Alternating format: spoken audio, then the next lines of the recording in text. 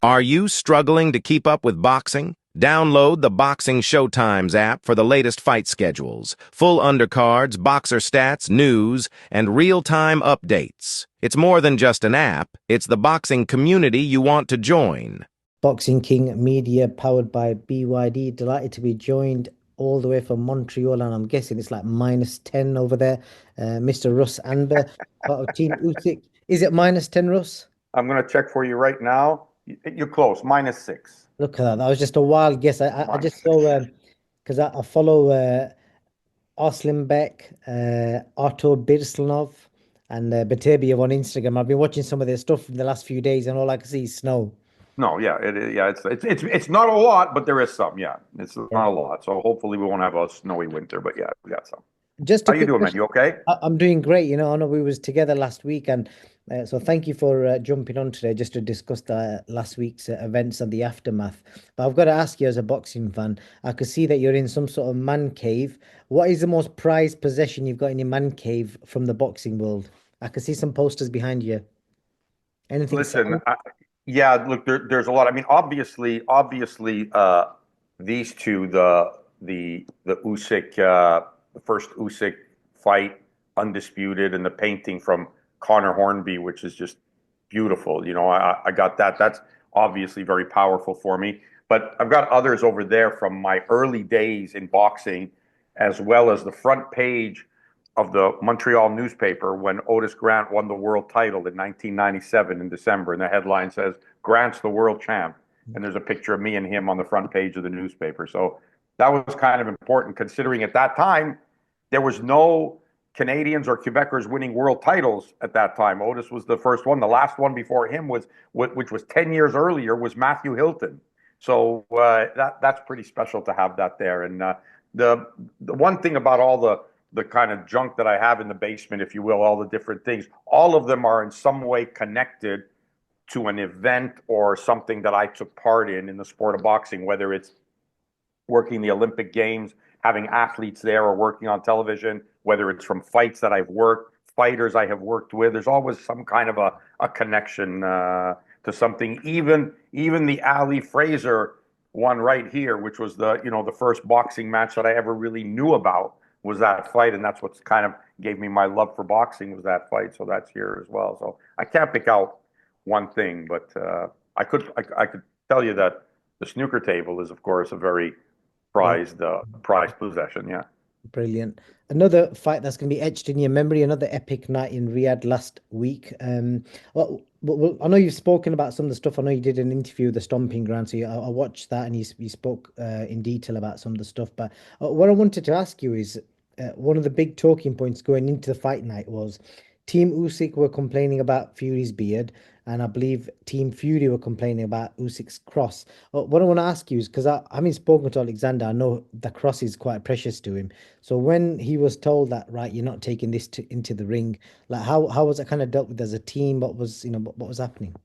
I don't know I don't know when I was at the rules meeting when all this came up, and I was sitting there, and Daryl Peoples was sitting behind me, and we're looking at each other, and I'm thinking, this is insanity. Like, these guys are fighting for the heavyweight championship of the world. This is a time, this is one of the most honored titles in sports, and somebody raises a question to the governing body and to the commission to say, yeah, we don't think he should be allowed to kiss the cross in the corner. I said, you guys are out of your mind. Like, I'm thinking, what's the reason you're saying that for? Like, what is this? If it's mind games, you're being children. And if you believe that there's something wrong with it, well, if you think that by kissing the cross, he was able to put his mouth to something that was going to give him instant superpowers, he could have done that off the water bottle. We could have put something on the tip of the water bottle and done the same thing. Like, you're gone beyond insanity now to think about stuff like that. And it's very disrespectful to a guy like Usyk, who's the heavyweight champion. It's disrespectful to people who have their beliefs in whatever it is. I don't get it. Like, I just don't understand the thinking behind that. It bothered me a lot that I'm sitting in this room. We're supposed to be here for a rules meeting for the heavyweight championship of the world. And I'm listening to this childish baby stuff from people who should know better, should know better. Okay. And so I don't know what Usyk's initial reaction was but he brought the cross to the ring, and that was the end of that. And no one's going to stop him from doing that, you know. Okay. Have you spoke to Alexander since the fight? Just after the day after the fight, we spoke. I went to visit him in his hotel room. We talked for an hour at least. Checked, made sure his eye was okay, and he was in really good spirits and felt very good. A much different feel than the same time after the first fight. You know, it was a completely different feel. The first time was special, and it's always going to be special. You know, it's always going to be more important. It was undisputed. It was two undefeated guys. This one was just kind of affirmation of what happened the first fight. One of the things I was going to ask you is, you know, when you're speaking to Alexander, you've obviously spent a lot of time around him. When you're speaking to him in English, do you alter your English to slow it down and make it more broken, like a bit like how he speaks, to make, Of course. yeah, so he understands better? Of course, and the reason why, and I'll tell you this, there's an actual reason for this. Mm. As somebody whose first language is English, I grew up in the province of Quebec. The town I grew up in was, you know, which is 50 miles north of Montreal, was 99% French. All my little league sports, everything I did, you know, was in French. And so the one thing that you learn as an Anglophone in a French-speaking province is you learn to make yourself understood. You learn to communicate. It doesn't always have to be grammatically correct, but you get people to understand what you say. And I work on French television. If I spoke to you in French, you'd think my French is perfect because you don't speak French. But the French people, I make all kinds of mistakes. You know, but they understand what I'm saying. And that's the important thing. So with Usyk, it's the same thing. I try to speak to English on his level so that he understands what I'm saying. And if there's a word or not that he doesn't understand, we figure it out. But generally, he'll explain things to me, and I'll know exactly what he's saying. It's not perfect, but I know what he's saying, and that's the important thing. So it's rather easy for me to do that. Yeah, I'm glad you've kind of clarified that because I got a lot of stick for people saying, why am I talking to him like he's a child? But as you know, having been around him, he finds it easy Of to course. understand when you break it down slowly. Of course. And you know what's crazy? It's when people, you know, they say something to him in perfect English or to anybody who speaks a foreign language. You say it in perfect English, the guy doesn't understand. So the person just says the same thing in a higher tone of voice.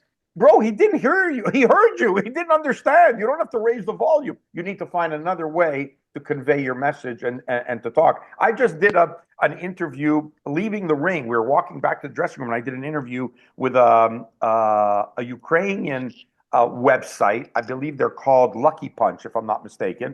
Mm-hmm. And I found myself breaking up my my English as well, so I could make sure the guy understood what I was saying. So, you know, you do that when you want someone to communicate. You'll change the way your intonations and the words that you use because you want to make sure that they understand the simplistic form of what you're trying to say, so that there's no confusion. Same thing when people speak to me in Spanish. Like, I have a good control of Spanish. Like, I could eat in Spanish. I could, you know, boxing. I'm fluent in Spanish. You know, like I say. But when it comes to regular conversation, if you dummy down a little for me and just talk to me at a little bit, you know, lower level and make words clear, and I'll understand it. If you talk to me like I'm fluent, well, of course I'm not going to understand everything you say. That makes sense. Have you since seen the fight? Because I know on the night you was quite passionately saying it could have been wider, should have been like 9-3 maybe. Have you seen it since? How have you scored it since? I have. My score doesn't change. I mean, I could see 8-4. I could see, you know, a round changing. I'm not sure that I agree with what Frank said about, I can't believe nobody gave him one judge didn't give him a round after the sixth round. Okay, all the other judges only gave him one round. I mean, so like it's no big deal, right? He didn't win a round going in. The argumentative round might be the 12th. You know, that might be a round that you might want to. But the way I saw it, what I saw from a boxing perspective, from a trainer's perspective, and looking in the corner, my guy gets hit. What does he do after he gets hit? And every time Usyk got hit, and this was the case throughout the bout, every time Usyk got hit with something, he came back with 5 punches. He gets hit with 1, he comes back with 5. Good punches, you know, not just throw it. And his hit rate was better. I don't like to use the necessarily the punch stats, you know, of who landed more, because fights are scored by rounds, not by number of punches thrown. But the percentage makes a big difference, and you could see the overall fight. and the percentage landing by Usyk was just, almost double of what Fury was landing, and I think that showed. And in the corner, I'm watching the fight, and I'm not getting like the first fight. I'm okay, edgy. Come on, you got to keep working. Come on, let's go, because he's still in the fight all the time. Fury's still in the fight. This one, I just felt like the wheels are really going to have to come off for us to lose this, because he was in such control and he was doing everything he wanted to do. He was hitting the target when he wanted to hit it. And I just felt, as a trainer, and you go by that when you're sat in the corner, how do you feel? What's your gut telling you? And I just felt super confident and comfortable, going into the latter half of the fight. And then, the latter rounds of the fight. And when the bell ended the 12th, I felt very confident that we won that fight. And, I could certainly live with 8-4, and I think they got it. I think the judges got it very right. I also think 8-4 was the right score in the first fight, but it was a more competitive 8 rounds, to win. Like, they were tougher rounds to win. It was harder. It was a harder fight for Usyk than this one was. What was the mood like when you guys went back to the changing room? You got the result. What was Alexander saying? What was the team saying? What were the conversations amongst each other?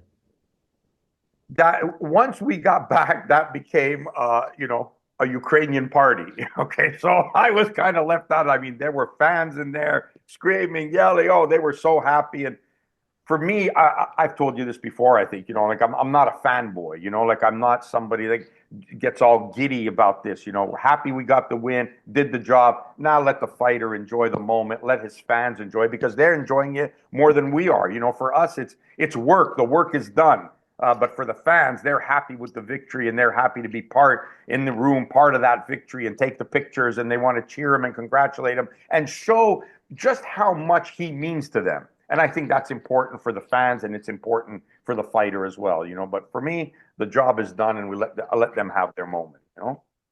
You had a ringside seat to the 24 rounds with Tyson Fury, and I asked this question to Alexander, and I'm pretty sure you understood it, but I asked him who gave you the hardest 24 rounds, and he said it was Tyson Fury. But then I asked him, if Fury and AJ fight each other, who do you think wins? And he said AJ. So do you think he's basing that on styles make fights, or is he got some sort of friendship with AJ? What do you think? I don't know. Maybe. I'd have to agree with him on the consensus that Fury was the tougher fighter. And I think, and I said this before, and I'll say this to you. Everybody, all the experts who said that Joshua and Fury used the wrong tactics in the first fight, I believe they're wrong. I believe that the right tactics were used by both guys. You needed to be able to have a full engine to go in with Usyk.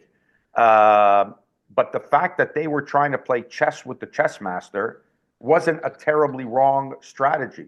I think the other way of trying to be more offensive, I think Fury was completely out of his comfort zone by trying to become the dominant presence in the ring, wanting to impose himself.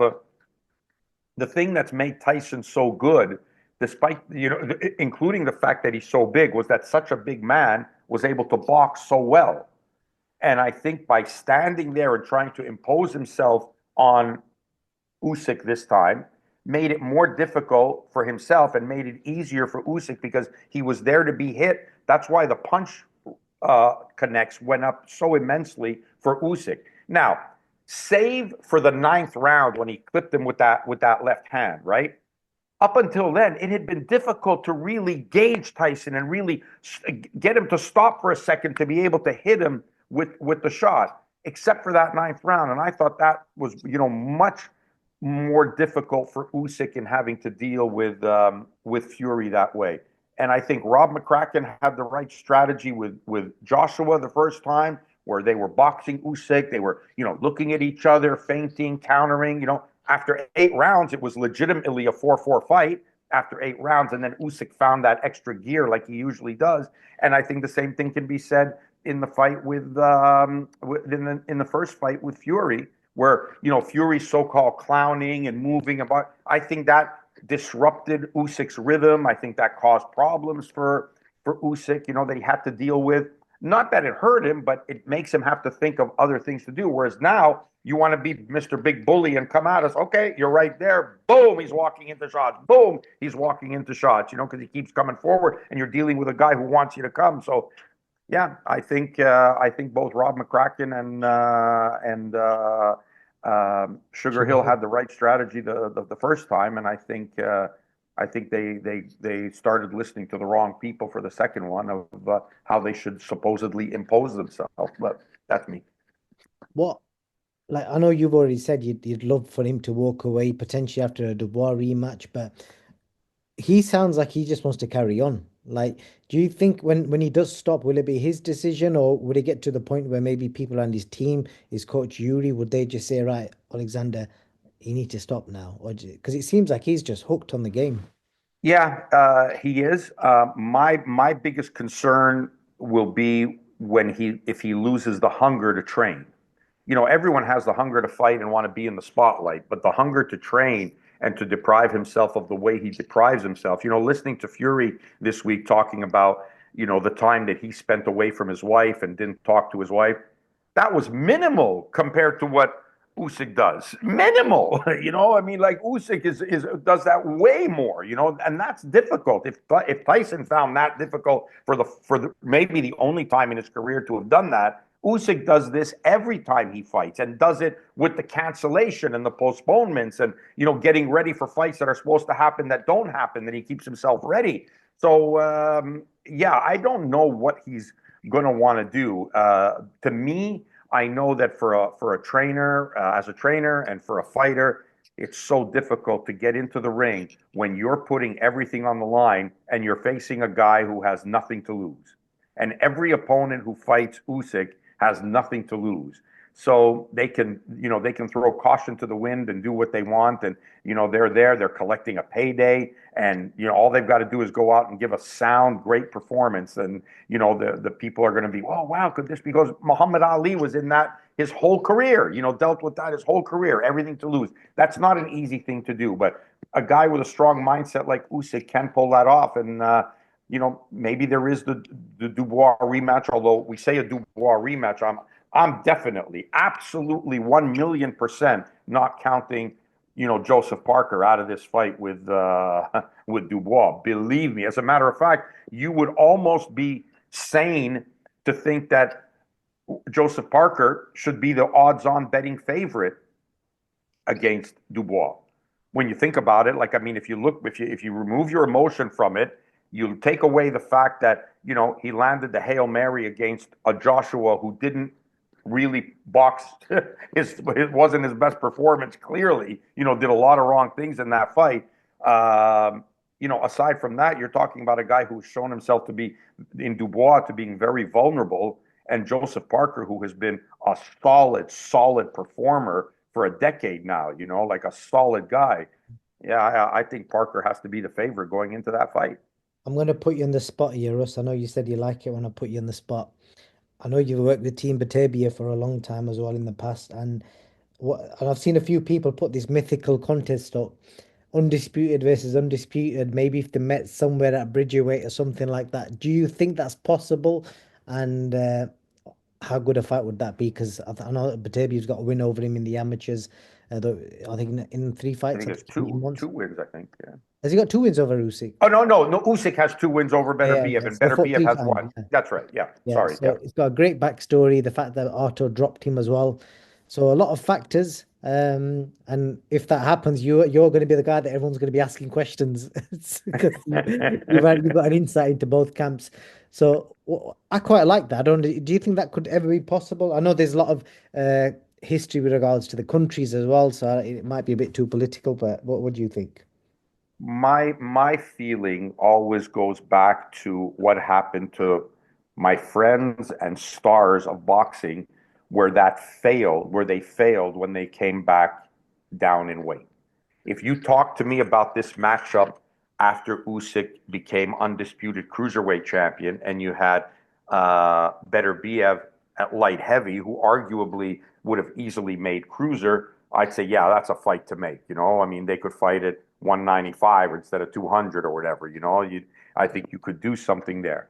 I would be sickened if Usyk decided to take off all that weight that he's put on to become a solid, dominant, real sized heavyweight, and then ask him to come down to 200, come down to 200 pounds again to a cruiserweight limit. Roy Jones didn't have success with him. In fact, it probably tarnished his legacy more than anything else. He was never the same after coming back from heavyweight. His body never felt the same. The speed wasn't there. There was atrophy in his muscles. The power wasn't there. He was not the same guy when he came back down to light heavyweight, and I think he even showed in his punch resistance. When he came back down for light heavyweight. When Sugar Ray Leonard moved up and won the super middleweight title, and then went back down to fight at, I think, 154. Took the weight off and went back down. Was never the same. His body was just destroyed by doing that. So I hope and pray that that's not something that Usyk entertains in coming back down in weight, especially when it's not a guy, who just got fat and you can just lose the fat and say, okay, that's not a problem. This is a guy who built up and worked to get to that weight. It was solid functional muscle mass that he put on. To take that off, I think, would be detrimental. That's my thoughts on that. So do you think he'll wait for the Parker Dubois outcome, or would he potentially have a fight in between? Because obviously if it's one of them two, he's not probably going to be fighting until probably end of October next year, potentially. I think there's two things in that. I think you have to think about, okay, I mean, he could fight. I mean, anybody would take you just have to pick up the phone, call any heavyweight in the world, say you want to fight Usyk. They're all going to say yes. But now there has to be, a way to generate money for that. There has to be a way to generate revenue to pay the opponent and to pay Usyk, So now the pickings get slim. Who do you call? Who do you get to do it? I don't know. I would think that he's probably going to wait for that. I think he's had a long and arduous year and a half, if you will. When you think about the preparation for Fury twice, for the first fight, then the preparation again the third time. So this is like having had 3 fights in 18 months. So he's worked. There's no doubt about it. He's put in the time at camp. So I think he's going to have to wait and see. And I don't want to answer for him, but I think he'll probably wait and see if he is going to continue. I think it's going to go after trying to be undisputed for the second time. He said Tyson Fury's been his biggest challenge in a boxing ring. If there is no third fight with Tyson Fury, who do you think potentially could give him his biggest challenge? Or do you think from this era it's Tyson Fury and that's it? I think there's 2 guys. I think Fury obviously has been the toughest guy. And like I've said this before, when they asked me, all the people I spoke to, Russ, what do you think about the fight? What do you think about the fight? My answer to everybody was it's never going to be easy against a guy who's 6'7", 8 or 9, whichever one you want to believe. It's never going to be easy against a big guy who can move, and he's really nimble for such a big man and has some boxing skills. It's never, and weighs 265, 270, 280 pounds, whatever he weighed for the fight. It's never going to be easy. So yes, Usyk is right. It's his toughest opponent. But I think Usyk is his own toughest opponent as well, in as regards to the challenges he puts in front of himself. And he went up and decided, I'm going to go to heavyweight. And you can't say that when he made his debut as a heavyweight against Chad Witherspoon, then Chisora, with AJ sitting in the front row and Tony Bellew screaming instructions to Derek, who's a lovely guy. Nobody came out of that and said, this is crazy. This guy's going to dominate the heavyweight division. If anything, I think this gave confidence to the Fury camp and to Eddie and whatnot that Joshua was going to beat him, And so he put these challenges in front of himself as a David and Goliath kind of scenario where he was going to take on these monsters, and he did well against them, and not only beat them once, but beat them twice each. So I think he's partly his own toughest opposition, and I think that anybody else is going to be tough as well, because the psychological preparation for that, to deal with guys who want to make their name on your back, I think is a very, very motivating factor for people coming up to challenge Usyk, and Usyk has to be able to reach that same level as well. There's no doubt that both Joshua and Fury got Usyk to get that mental preparation, that mental motivation, because there was something there that he needed to prove to himself. And they helped in providing that motivation. Any one name that you're thinking could be the next Alexander Usyk in boxing right now? No, I don't think you're going to get another Alexander Usyk, and I don't think you're going to get another Lomachenko. There are certain definitive styles that you're never going to replace. You're never going to get another Roy Jones, just the same way that we have waited more than generations for another Sugar Ray Robinson. We're never going to get another Sugar Ray Robinson. We're never going to get another Muhammad Ali.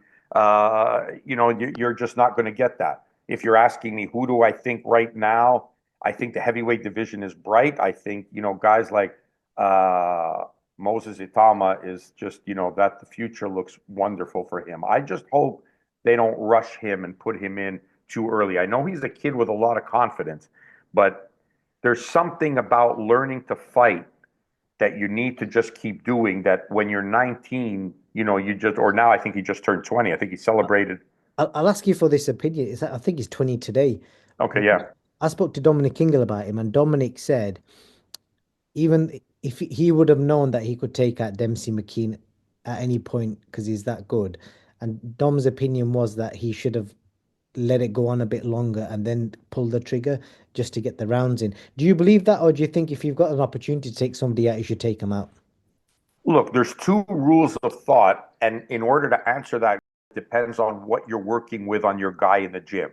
I understand what Dominic is saying, and I too would have wanted my fighter. I would say, if you're good, and this happens in the hustling game of pool, okay? When you can beat a guy easily, you can beat him.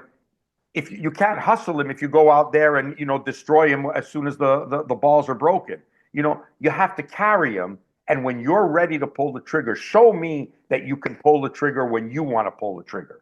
He did. He wanted to pull it early, but that's maybe the easier of the two options. Show me you can let this guy in the fight. Show me you can do what you want. Okay, I'm going to box this round. I'm not going to let this guy touch me. Next round, I'm going to do this. Next time, I'm going to change. And now, okay, I've done what I want to do. I practiced a few things I wanted to practice. I did a body attack one round. I used the jab the next. I used the straight left hand. Now I'm taking this guy out. You take him out. That's the development of a fighter. That's when you can see that, a guy can change things. So from a trainer's perspective, I perfectly understand what Dominic is saying. And I think if that would have been the moment to do it, if you knew that you can unleash the way he did, then I would have waited, studied it. Okay, see what I can do, get the feel of the ring, try things, practice things that you don't get to do generally, and then take him out of there. So yeah, I agree. I think I agree with Dominic on this one.